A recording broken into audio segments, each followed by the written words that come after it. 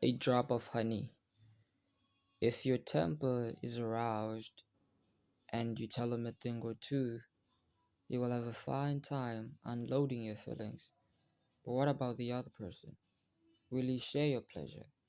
Will your belligerent tones, your hostile attitude make it easy for him to agree with you? If you come at me with your fists doubled, said Woodrow Wilson, I think I can promise you that mine will double as fast as yours.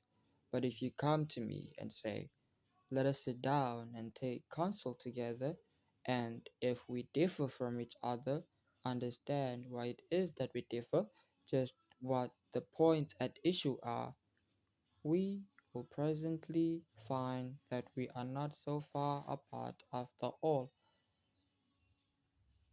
The points on which we differ are few, and the points on which we agree are many. And that if we only have the patience and the candor and the desire to get together, we will get together. Nobody appreciated the truth of Woodrow Wilson's statement more than John D. Rockefeller Jr. back in 1915. Rockefeller was the most fiercely despised man in Colorado. One of the bloodiest strikes in the history of American history had been shocking the state for 2 terrible years.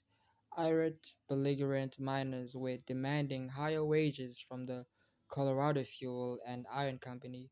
Rockefeller controlled that company. Property had been destroyed. Troops had been called out. Blood had been shed. Strikers had been shot. Their bodies riddled with bullets. At a time like that, with the air seething with hatred, Rockefeller wanted to win the strikers to his way of thinking, and he did it. How? Here's the story after weeks spent in making friends. Rockefeller addressed the representatives of the strikers. This speech, in its entirety, is a masterpiece. It produced astonishing results.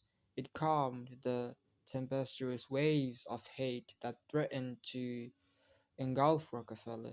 It won him a host of admirers. It presented facts in such a friendly manner that the strikers went back to work without saying another word about the increase in wages for which they had fought so violently. The opening of that remarkable speech follows. Note how it fairly glows with friendliness. Rockefeller, remember, was talking to men who, a few days previously, had wanted to hang him by the neck to a sour apple tree. Yet he couldn't have been more gracious, more friendly, if he had addressed a group of medical missionaries. His speech was radiant with such phrases as I am proud to be here, having visited in your homes, met many of your wives and children. We meet here not as strangers, but as friends. Spirit of mutual friendship, our common interests. It is only by your courtesy that I am here. This is a red letter in my life, Rockefeller began. It is the first time I have ever had the good fortune to meet the representatives of the employees of this great company, its officers and superintendents together, and I can assure you that I am proud to be here and that I shall remember this gathering as long as I live. Had this meeting been held 2 weeks ago, I should have stopped here as I should have stood here, a stranger to most of you, recognizing a few faces, having had the opportunity last week of visiting all the camps in the southern coalfield and of talking individually with practically all of the representatives except those who were away, having visited in your homes, met many of your wives and children. We meet here not as strangers but as friends, and it is in that spirit of mutual friendship that I am glad to have this opportunity to discuss with you our common interests. Since this is a meeting of the officers of the company and the representatives of the employees, it is only by your courtesy that I am here, for I am not so fortunate as to be either one or the other, and yet I feel that I am intimately associated with you, man. For in a sense, I represent both the stockholders and the directors. Isn't that a superb example of the fine art of making friends out of enemies? Suppose Rockefeller had taken a different tack. Suppose he had argued with those miners and hurled devastating facts in their faces. Suppose he had told them by his tones and insinuations that they were wrong. Suppose that, by all the rules of logic, he had proved that they were wrong. What would have happened? More anger would have been stirred up, more hatred, more revolt. If a man's heart is ranking with discord and ill feeling towards you, you can't win him to your way of thinking with all the logic and Christendom. Scolding parents and domineering bosses and husbands and nagging wives ought to realize that people don't want to change their minds. They can't be forced or driven to agree with you or me, but they may possibly be led to if we are gentle and friendly, ever so gentle and ever so friendly. Lincoln said that, in effect, over 100 years ago. Here are his words. It is an old man and true maxim that a drop of honey catches more flies than a gallon of gall. So with men, if you could win a man to your cause, first convince him that you are his sincere friend. The ain is a drop of honey that catches his heart, which, say what you will, is the great high road to his reason. Business executives have learned that it pays to be friendly to strikers. For example, when 2.5 thousand employees in the White Motor Company's plant struck for higher wages, and the union shop, Robert F. Black, then president of the company, didn't lose his temper and condemn and threaten and talk of tyranny and communists.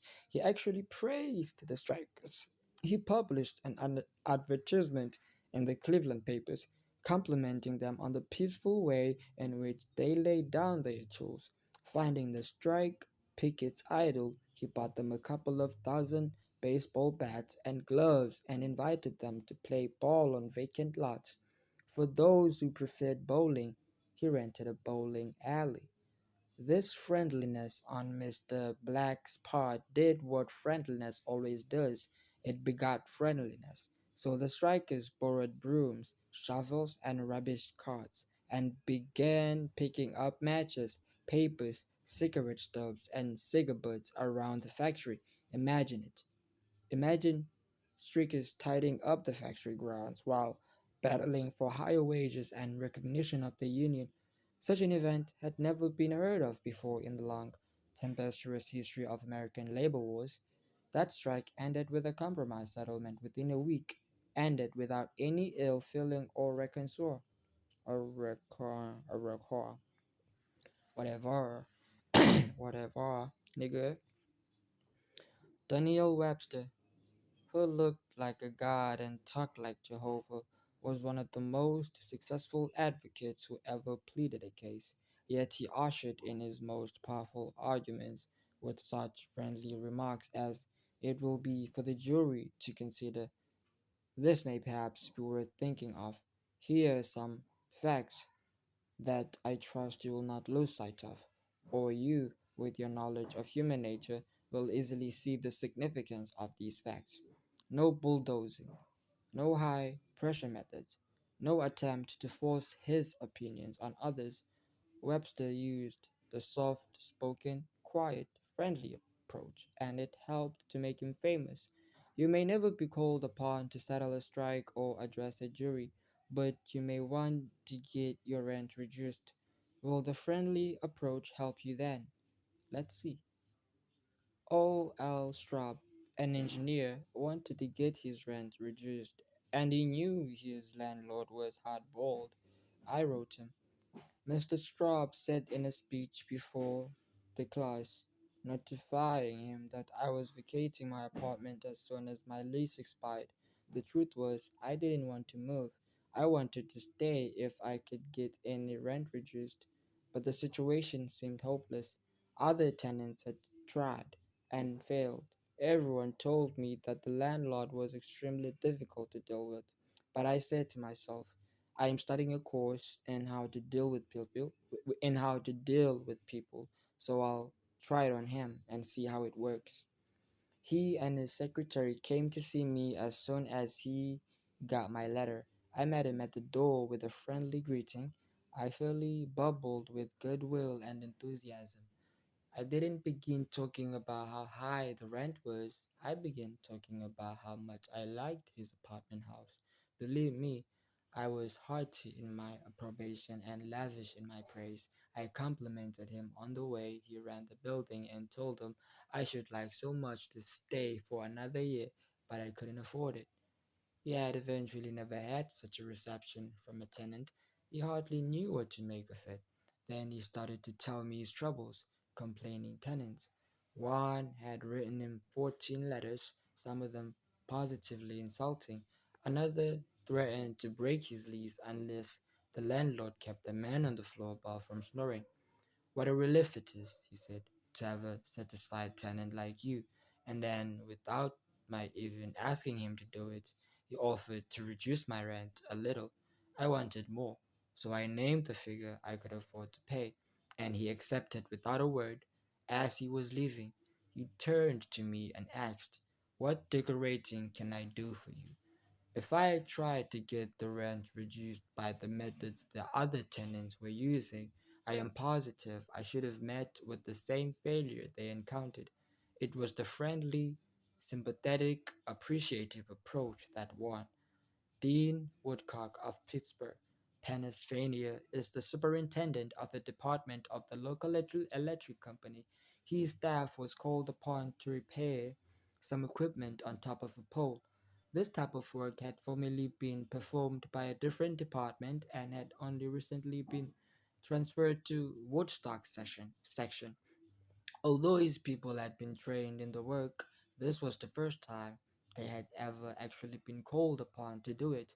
Everybody in the organization was interested in seeing if and how they could handle it. Mr. Woodstock, several of his subordinate managers, and members of other departments of of the utility went to see the operation. Many cars and trucks were there, and a number of people were standing around watching the two lone men on top of the pole, glancing around. Woodcock noticed a man up the street getting out of his car with a camera. He began taking pictures of the scene. Utility people are extremely conscious of public relations, and suddenly Woodstock realized that this setup looked like, to the man with the camera, overkill. Thousands of people being called out to do a two-person job. He strolled up the street to the photographer. "I see, you interested in our operation?" "Yes, and my mother will be more than interested. She owns stock in your company. This will be an eye opener for her. She may even decide the investment was unwise. I've been telling her for years there's a lot of waste motivation in companies like yours. This proves it. The newspapers might like these pictures too. It doesn't look like it, doesn't it? I think the same thing in your position, but this is a unique situation." And then Woodcock went on to explain how this was the first job of this type for his department and how everybody from executives down was interested. He assured the man that under normal conditions, two people would handle the job. The photographer put away his camera, shook Woodcock's hand, and thanked him for taking the time to explain the situation to him. Dean Woodcock's friendly approach saved his company much embarrassment and bad publicity. Another member of one of our classes, Gerald H. Wayne of Littleton, New Hampshire, reported how by using a friendly approach he obtained a very satisfactory settlement on a damage claim. Early in the spring, he reported before the ground had thawed from the winter freezing. There was an unusually heavy rainstorm, and the water, which normally would have run off to nearby ditches and storm drains along the road, took a new course onto a building lot where I had just built a new home. Not being able to run off, the water pressure built up around the foundation of the house. The water forced itself under the concrete basement floor, causing it to explode, and the basement filled with water. This ruined the furnace and the hot water heater. The cost to repair this damage was in excess of $2,000. I had no insurance to cover this type of damage. However, I soon found out that the owner of the subdivision had neglected to put in a storm drain near the house, which could have prevented this problem. I made an appointment to see him. During the 20th 5 mile trip to his office, I carefully reviewed the situation, and remembering the principles I learned in this course, I decided that showing my anger would not serve any worthwhile purpose. When I arrived, I kept very calm and started by talking about his recent vacation to the West Indies. Then, when I felt the timing was right, I mentioned the little problem of water damage. He quickly agreed to do his share in helping to correct the problem.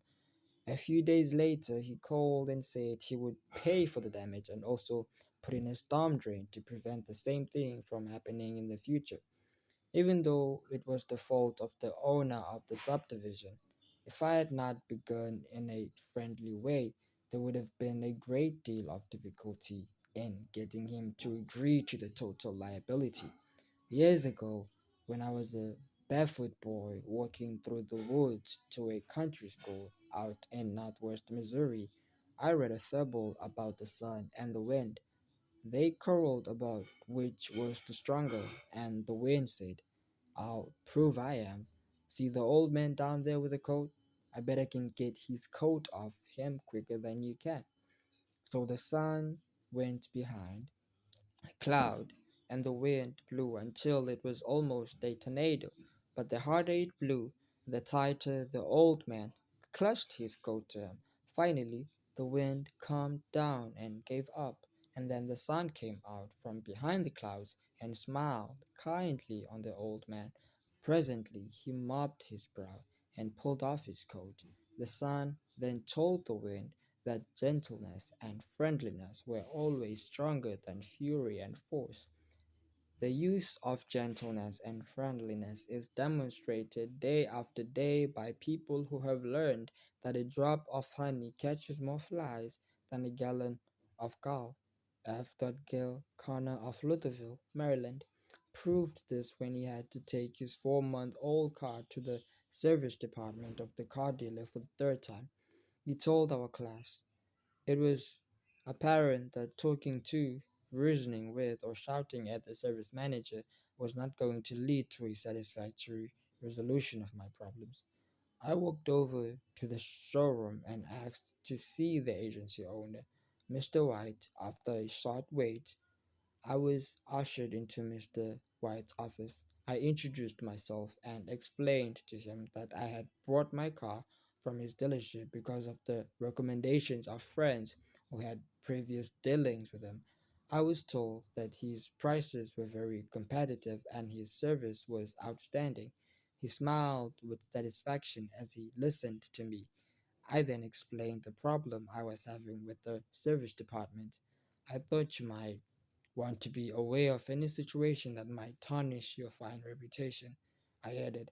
He thanked me for calling this to his attention and assured me that my problem would be taken care of.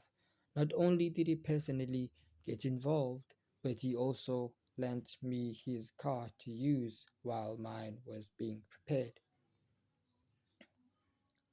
Aesop was a Greek slave who lived at the court of Croesus and spun immortal fables 600 years before Christ.